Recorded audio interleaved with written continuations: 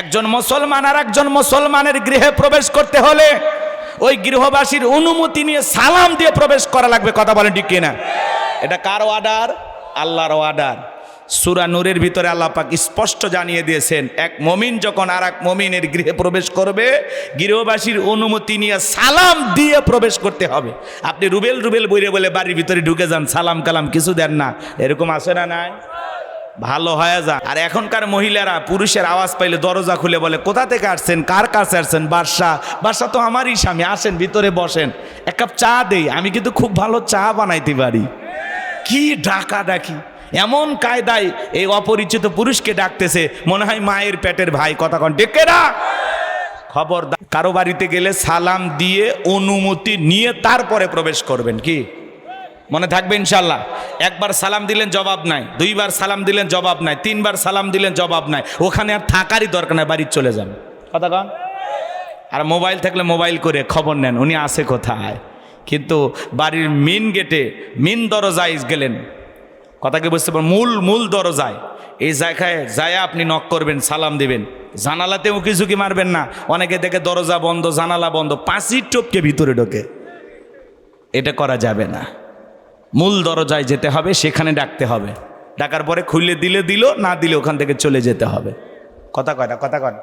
কিন্তু অনেক দরজায় যায় ডাকলে, বাপ রে বাপ, বাড়িতে পুরুষ না থাকলে মহিলা দরজা খুলতে দেরি করে না। কথা কয় নাকি আপনারা? আগেকার মা বোনেরা পুরুষের আওয়াজ পাইলে ঘরের কোনায় যায় লুকাইতো। কথা বলেন। আর এখনকার মহিলারা পুরুষের আওয়াজ পাইলে দরজা খুলে বলে, কোথা থেকে আসছেন, কার কাছে আসছেন? বাদশা তো আমারই স্বামী, আসেন ভিতরে বসেন, এক কাপ চা দেই, আমি কিন্তু খুব ভালো চা বানাইতে পারি। কি ডাকা ডাকি! এমন কায়দায় এই অপরিচিত পুরুষকে ডাকতেছে, মনে হয় মায়ের পেটের ভাই। কথা কন ডেকে না। খবরদার, মা বোন যারা বসে আছেন, মা ওয়াজ শুনতেছেন, খবরদার, কোনো পুরুষ যদি বাড়ির দরজায় ডাক দেয়, খবরদার, তার সাথে সাক্ষাৎ করা যাবে? জায়েজ আছে? জায়েজ আছে? হ্যাঁ, বাপ যদি হয়, ভাই যদি হয়, চাচা যদি হয়, খালু যদি হয়, খুলে দিতে পারে। যে 14 জন পুরুষের সাথে দেখা করা জায়েজ আছে, তারা হলে খুলে দেওয়া যাবে। কিন্তু অপরিচিত কোনো পুরুষ আসলে যাকে তাকে দরজা খুলে দিয়ে ভিতরে চায়ের আমন্ত্রণ জানাবেন, এমনটা করা যাবে? আল্লাহ যেন আমার মা বোনদের হেদায়েত দান করেন। এটা জোরে বলেন আমিন। একটু অপেক্ষা করেন, একটু অপেক্ষা করেন, সামনে যাই মজা পাবেন ইনশাআল্লাহ। আচ্ছা, আমি যে কথাগুলো বলতেছি এগুলো আমলের কথা কিনা বলেন? আমাদের আমল করা দরকার আছে না নাই? আমার ভাইয়েরা, দিল দিয়ে কথাগুলো বোঝার চেষ্টা করবেন। বাজান গো আমার, আম্মা জান আয়েশা ডেকে বলেন, নবীজি যখন সালাম দিয়ে প্রবেশ করলেন, নবীজির চেহারার আলোতে সুইটা কই পড়ে আছে আমি পরিষ্কার দেখতে পেয়েছি। বলুন আল্লাহু আকবার। কেমন নবী পাইছি বাজান জানেন? যে নবী হ্যাঁ বললে তামাম পৃথিবীবাসীর জন্য আল্লাহ পাক হালালে পরিণত করে দেয়, যে নবী না বললে তামাম পৃথিবীবাসীর জন্য আল্লাহ পাক হারামে পরিণত করে দেয়। বলুন আল্লাহু আকবার। নবীর সম্মান মর্যাদা কত জানেন? আজকে সেই নবীর নাম বললে আমরা বুঝি না। এক জায়গায় যা বললাম, ভাই বলেন তো আমাদের নবীর নাম কি? বলে হুজুর আব্দুল কাদের জিলানী। পীর সাহেবের নাম মুখস্থ আছে, কিন্তু কপাল পরা রসুলের নামটা বলতে পারে না।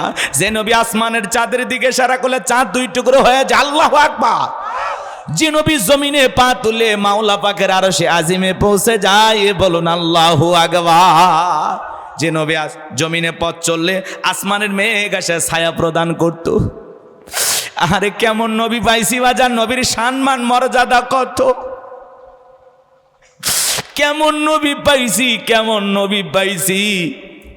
আরে যে খাবার 2-3 জন মানুষ খাবে, ওই খাবারে যদি বিশ্ব নবীর হাতটা লেগে যায়, শত শত মানুষ খাবার কেউ যেমন খাবার তেমনি থাকতো। যে ছাগলের স্তনে দুধ নাই, বিশ্বনবী হাত লাগায় দিলে দুধে পরিপূর্ণ হয়ে যেত। আল্লাহু আকবার বলেন। নবীজি যেই পথ দিয়ে হেঁটে যাইতেন সুগন্ধি পাওয়া যাইতো। নবীজি যখন অজু করতেন, অজুর পানি দিয়া সুগন্ধি বের হয়ে যেত। বলেন আল্লাহু আকবার। শুধু কি তাই, নবীজি যখন ঘেমে যেতেন, আম্মা জানেরা নবীজির দেহের ঘামগুলো শিশির ভিতরে জমা রাখতেন। বিশেষ দিনে নবীজির দেহের ঘামগুলো সুগন্ধি হিসাবে ব্যবহার করা হতো। বলুন সুবহানাল্লাহ। আল্লাহ। পাইলে নিরালাই গো নবী, পাইলে নিরালাই, পাইলে নিরালাই গো নবী, পাইলে নিরালাই। দুই কদমে চুমু খাবো, দুই কদমে চুমু খাবো, চরণ ধুলি মাগবো গাই। পাইলে নিরালাই গো নবী, পাইলে নিরালাই। জোরে বলেন মারহাবা। বীর সম্মান মর্যাদা কত! আরে কেমন নবী পাইছি, কেমন নবী পাইছি, কেমন দরদের নবী পাইছি। বাজান একটু অপেক্ষা করেন, সামনে গিয়ে বলার চেষ্টা করব। নবীর কাছে বেলাল কথা মনে আছে না নাই? হজরতে বেলাল রেখে বলে, নবী আপনি কালেমার দাওয়াত দেন, ইসলামের প্রচার প্রসার করেন, দয়া করে আমার কালেমা পড়ায় দেন। বিশ্ব নবী হজরত বেলালকে পড়ায় দিলেন, লা ইলাহা ইল্লাল্লাহু মুহাম্মাদুর রাসূলুল্লাহ সাল্লাল্লাহু আলাইহি ওয়াসাল্লাম। হযরতে বেলাল কালেমা পড়ে মুসলমান হয়ে গেল। নবী আমার ডেকে বলে, বেলাল ইসলামের অবস্থা কোনো ভালো না, কালেমা পড়েছো আপাতত প্রকাশ করা যাবে না। আপনারা বলেন তো বাজান, ইসলামের অবস্থা কি সব সময় ভালো থাকে? আপনার আমার ব্যবহার এত মিষ্টি না, ঘরে দরজা যা চিৎকারে মেরে ডাক দেয়, এ রুবেলের মা, এ দরজা খোল। বেশি দেরি হলে দরজা ভাঙ্গে ফেলে দিয়া, আজ তোর পিঠের ওপর কি যে হবি রে। ভিতর থেকে বউ বলে, এটা স্বামী না সেখানে আজরাইল। কথা বলেন, কথা বলেন। আমাদের সব রাগ ঘরে দরজায় যায়। খবরদার এরকম খারাপ ব্যবহার করবেন না। বাড়িতে যা বউকে সালাম দিবেন, স্বামী স্ত্রীর মধ্যে সালাম আদান প্রদান হলে আল্লাহর পক্ষ থেকে রহমত নাজিল হয়। আল্লাহু আকবার বলেন। আজকে স্বামী স্ত্রীর মধ্যে মহাব্বত ভালোবাসা নাই। কথা কন, দাম্পত্য জীবনে খালি অশান্তি। এই যে চাঁদপুরের একটা ঘটনা দেখলাম, আহারে স্ত্রী পরকীয়া প্রেম করে পালিয়ে গেছে আর একটা পরপুরুষের হাত ধরে। দুইটা সন্তান বাবা বুকে নিয়ে লালন পালন করতেছে, বাবা সন্তানদেরকে বুক দিয়ে আগলায় রাখছে। এইবার ওই স্ত্রীর যে স্বামীর কাছে গিয়েছিল, পরকীয়া প্রেমিকের কাছে গিয়েছিল, কিছুদিন পরে তার সংসারটা ভেঙে গেছে। এইবার কোর্টে মামলা করেছে এই স্বামীর বিরুদ্ধে। এইবার কোর্ট থেকে রায় হয়েছে যে ওই দুইটা সন্তান এই মহিলার কাছে থাকবে। বাপ এইবার ওই কোর্ট চত্বরে পইরা আহাজারি করতেছে, একেবারে বিল্ডিংয়ের যে কোর্ট সেখানে শুয়ে পড়ছে, আদালত চত্বরে একেবারে শুয়ে পড়ছে, শুয়ে গড়াগড়ি করতেছে আর বলতেছে, আল্লাহ তোর কাছেই বিচার দিলাম, আল্লাহ আল্লাহ দেখিস।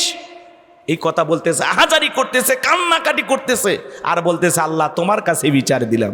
এক মুরব্বী যা থাবড়াইতেছে, হ্যাঁ বয়স্ক মানুষ, মনে হয় তার বাবা হতে পারে, সে থাবড়াইতেছে আর বলতেছে, চুপ কর, আল্লাহ আছে, আল্লাহ এদের বিচার করবে, চল বাড়িতে চল। দুইটা সন্তান, যে নারী পরকীয়া প্রেম করে আর একটা পুরুষের হাত ধরে চলে যায়, সেই সংসারটা ভেঙে গেছে, আর এক জায়গায় বিয়ে করেছে, সেই সংসারও নরভরে। আবার এই স্বামীর বিরুদ্ধে মামলা করেছে।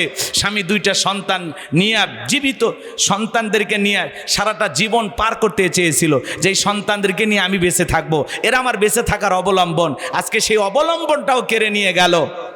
এমন রায় বাংলাদেশে বেশিরভাগ আদালতে রায় হয় নারীদের পক্ষে। কথা বলে ঠিক কিনা? পুরুষের দুঃখ বোঝে না, পুরুষেরা যে কি কষ্ট করে সন্তানদের জন্য, এটা আর ওরা বোঝে না।